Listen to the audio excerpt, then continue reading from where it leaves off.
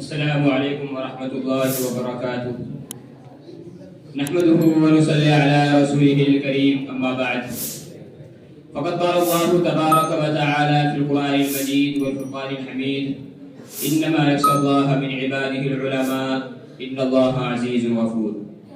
محترم حضرات اور صدر جلسہ، آج میں ان یاران باصفا، شہیدان عشق و وفا، وارثان بلال اور سراخل آزادی کے تذکرے کی سعادت حاصل کر رہا ہوں، جن کا قلب و جگر اسلام کی عظمت سے معمور تھا، جن کے چہرے پر عزم و استقلال کی کرنیں جلوہ فگن تھیں، جن کا دل جذبہ جہاد سے سرشار تھا، جنہوں نے اپنی زندگی اسلام کی سربلندی اور اعلاء کلمت اللہ کے لیے وقف کر دی، جن کی ایک تاریخ ہے، جن کی ایک داستان ہے، جنہوں نے ہر دور میں اسلام کی آبیاری کی ہے اور چمنستان اسلام کی طرف بڑھنے والی ہر باد سموم کی راہ میں دیوار آہنی بن کر حائل ہو گئے ہیں. حضرات، مسند درس پر بیٹھ کر قرآن و حدیث کے درس دینے والے علماء کرام، خانقاہوں میں بیٹھ کر اپنے خون جگر سے شمع اسلام روشن کرنے والے مشائخ اعظام اپنے مدرسوں اور خانقاہوں کو چھوڑ کر میدان میں آ گئے اور فرنگیوں کے خلاف محاذ بنا کر منزل کی جانب بے سر و سامانی کے عالم میں نکل پڑے. اور میں اکیلا ہی چلا تھا جانب منزل، مگر راہ رو آتے گئے اور کارواں بنتا گیا کہ مصداق بن گئے. محترم حضرات، اس طویل مسافت کو طے کرتے ہوئے ان کے پاؤں مسلسل لہو لہان ہوتے رہے، ہزاروں لاکھوں کا وجود غبار راہ بن کر اڑ گیا. کبھی جبر و تشدد کی خاردار جھاڑیوں نے ان کے دامن کو تار تار کیا، کبھی وحشت و بربریت کے پہاڑ ان کی راہ میں حائل ہو گئے، مگر اس بزم جنون کے دیوانوں نے ہمت نہیں ہاری. حادثات و مصائب سے ٹکراتے ہوئے منزل مقصود کی جانب بڑھتے رہے. غرضے کے ان دیوانوں نے ہر راہ سے منزل تک پہنچنے کی کوشش کی اور پہنچ کر کے ہی دم لیا. تاریخ ہند ہم سے کہتی ہے، اس بزم جنون کے دیوانے ہر راہ سے پہنچے محفل تک، بیتابی ان کی عام ہوئی صحراؤں سے لے کر ساحل تک. ہاں، سنگ گرام پہ لکھتے تھے وہ اپنے دل ناداں کا حال، شاید کے تلاش مقتل میں کوئی پہنچے پتھر قاتل تک. سامعین کرام، 1857 عیسوی کی جنگ آزادی میں دو محاذ بنائے گئے.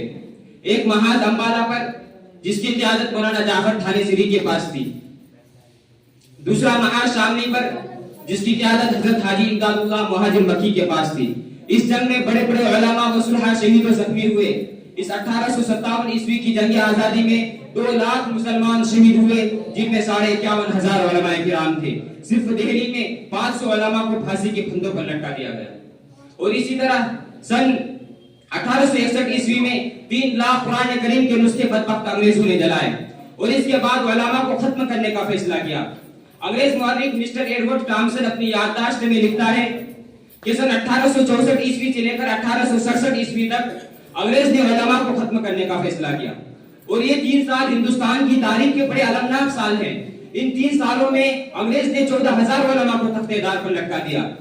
ٹامسن کہتا ہے کہ دلی کی چاندنی چوک سے لے کر خیبر تک کوئی ایسا درخت نہ تھا جس پر علماء کی گردنیں نہ لٹکی ہوئی ہوں. ٹامسن کہتا ہے کہ علماء کے جسموں کو تانبے سے داغا گیا. ٹامسن کہتا ہے کہ علماء کو سوروں کی کھالوں میں بند کر کے جلتے ہوئے تندوروں میں ڈالا گیا. ٹامسن کہتا ہے کہ علماء کو ہاتھیوں پر کھڑا کر کے درختوں سے باندھ کر ہاتھی کو نیچے سے چلا دیا گیا. ٹامسن کہتا ہے کہ لاہور کی شاہی مسجد جس کے صحن میں انگریز نے پھانسی کا پھندا بنایا تھا، اس میں ایک ایک دن میں 80 علماء کو پھانسی دی جاتی تھی. ٹامسن کہتا ہے کہ لاہور کے دریائے راوی میں 80 علماء کو گولیوں میں بند کر کے ڈال دیا جاتا اور اوپر سے گولیوں کا نشانہ بنا دیا جاتا. ٹامسن کہتا ہے کہ جب میں دلی میں اپنے خیمے میں گیا تو مجھے مردار کی بدبو محسوس ہوئی. میں خیمے کے پیچھے چلا گیا تو کیا دیکھتا ہوں کہ آگ کے انگارے دہک رہے ہیں اور 40 علماء کو کپڑے اتار کر ان انگاروں پر ڈال دیا گیا ہے. میرے دیکھتے دیکھتے 40 اور علماء کو بلایا گیا. میرے سامنے ان کے کپڑے اتارے گئے. انگریز نے کہا، مولویوں، جس طرح ان 40 کو پکایا گیا ہے اسی طرح تمہیں بھی پکا دیا جائے گا. تم صرف ایک آدمی یہ کہہ دو کہ 1857 عیسوی کی جنگ آزادی میں ہم شریک نہیں تھے، ابھی چھوڑ دیتے ہیں. ٹامسن کہتا ہے کہ مجھے پیدا کرنے والے کی قسم کوئی عالم ان میں ایسا نہیں تھا. سارے کے سارے آگ میں پک گئے، مگر انگریز کے سامنے کسی نے بھی گردن نہیں جھکائی. الغرض اس کا مختصر یہ ہے کہ اگر جنگ آزادی میں علماء کرام حصہ نہ لیتے تو یہ ہندوستان کبھی آزاد نہ ہوتا. ان مقدس اور پاکیزہ ہستیوں نے ایسی ایسی بے مثال و لازوال قربانیاں دی ہیں کہ جن کے نظیریں پیش کرنے سے تاریخ عاجز و قاصر اور عقل انسانی حیران و ششدر ہے۔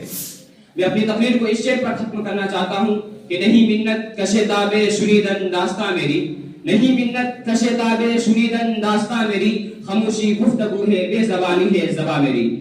اٹھائے کچھ ورق لالا نے، کچھ نرگس نے، کچھ گل نے، چمن میں ہر طرف بکھری ہوئی ہے داستاں میری۔ وآخر دعوانا الحمدللہ۔